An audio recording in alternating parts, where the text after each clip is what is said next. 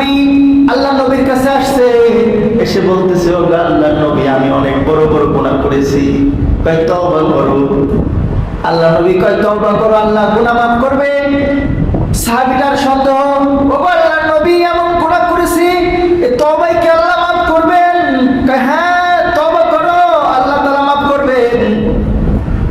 আল্লাহ নবী জানেন কেমন গুনাহ করেছি? আপনি কি জানেন নাকি? কেমন গুনাহ করেছো?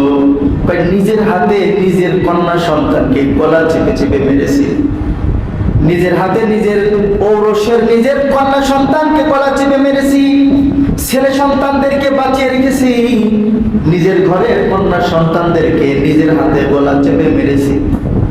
ও আল্লাহর নবী জানেন আরো কি হয়েছে?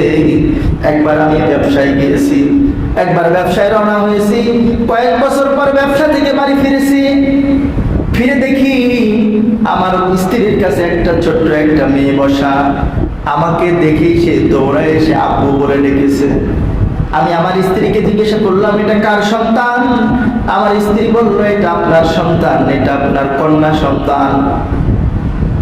আল্লাহ নবীর কাছে সেই হাদিস বর্ণনা, সে ঘটনা বর্ণনা করতেছে, বলতেছে, আল্লাহ নবী, ছোট্ট একটা বাচ্চা আমাকে আব্বু বলে ডাকতেছে, এত সুন্দর বাচ্চা, আমি ঘরে ফিরা মাত্রই আমার এক বদনা পানি এনে দেয়, আমার খেদমত করে, আমার জুতা সোজা করে দেয়, আমার গায়ের কাপড়গুলো খুলে সুন্দর করে ভাঁজ করে রাখে। আমার কন্যার সন্তানটা একটু বড় হয়ে গেছে, সন্তানটা দেখতে খুব সুন্দর ছিল, সন্তানটা আমাকে আব্বু আব্বু বলে ডাকে, সন্তানটা আমাকে গলা জড়া ধরে, নাকে মুখে চুমো দেয়, আব্বু বলে ডাকে, আমার বুকে আসে।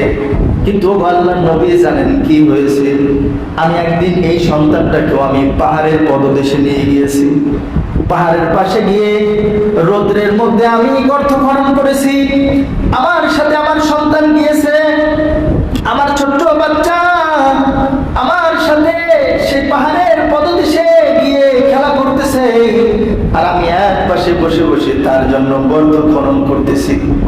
রোদ্রের মধ্যে আমি গর্ত খনন করি, আমার কপালে ঘাম বেয়ে বেয়ে পড়ে, আমার ওই ছোট্ট বাচ্চা তার জামার আস্তিন দিয়ে আমার কপালের ঘাম মুছে দেয়, আর বলে, ও বাবা, ঘামতেছো, কত কষ্ট করতেছো, চলো না বাড়ি ফিরে যাই, এত রোদ্রের মধ্যে কষ্ট করো কেন?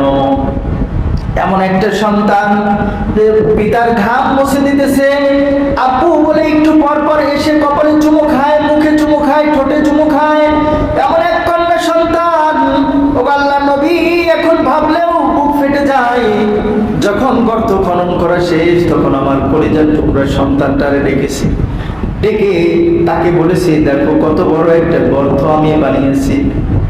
এ কথা বলে সন্তানটাকে গর্তের পাড়ে এনে পিছন থেকে জল্লাদের হাত দিয়ে আমি তাকে ধাক্কা দিয়ে সেই গর্তের মধ্যে ফেলে দিয়েছি।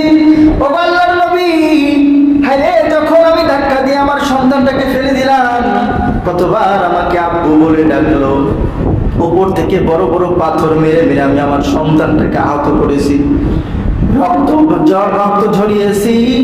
যখন আমার সন্তানের মুখের উপরে পাথর ঢালতেছিলাম, সন্তান বারবার বলতেছিল, আমার মেয়েটা বলতেছিল, বাবা, জিন্দেগিতে আর কোনোদিন তোমাকে বাবা বলে ডাকবো না, মেহেরবানি করে আমাকে জান ভিক্ষা দাও, তুমি যেই শহরে থাকবা ওই শহরে কোনোদিন যাব না।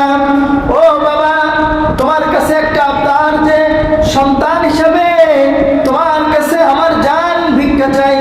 ও বাবা, আমাকে হত্যা করিও না, আমি আর জীবনে তোমার সামনে আসবো না, দাও না, মুক্তি করে দাও, দাও না, এই গর্ত থেকে আমাকে উঠায় দাও। আল্লাহর নবী জানেন, এভাবে বলার পরেও আমি আমার সন্তানটাকে বাঁচাই নাই, আমি আমার ওই সন্তানটাকেও পাথর দিয়ে চাপা দিয়ে মেরে ফেলেছি। ওই পাথর দিয়ে চাপা দিয়ে যে মেরে ফেলেছিল আল্লাহর নবী, এখন আমার ওই সন্তানের চেহারা চোখের মধ্যে ভাসে। বলেন তো দেখি, আল্লাহর নবী নিজের হাতে এভাবে সন্তান হত্যা করার পরেও কি আল্লাহ তাআলা আমাকে মাফ করবে? আল্লাহর নবী আয়াত শোনায় দিলেন, লা তাকনাতু মির রাহমাতিল্লাহ ইন্নাল্লাহা ইয়াগফিরুয যুনুবা জামিআ ইন্নাহু হুয়াল গফুরুর রহিম। এত বড় জুলুমের পরেও যদি আল্লাহর কাছে খাস দিলে তওবা করো, তোমার এই জুলুমকেও আল্লাহ মাফ করতে দেরি করবে না। আল্লাহু আকবার বলেন, আর জোরে বলেন আল্লাহু আকবার। এরকম জুলুমের পরেও আল্লাহ তাআলা মাফ করতে রাজি আছে। এরকম অপরাধের পরেও যদি আল্লাহ তাআলা তাকে ক্ষমা করে, তাহলে আমাদেরকে ক্ষমা করবে না আল্লাহ তাআলা? আওয়াজ দিয়ে বলেন করবে না? এজন্য আমাদের তওবা করা দরকার আছে না?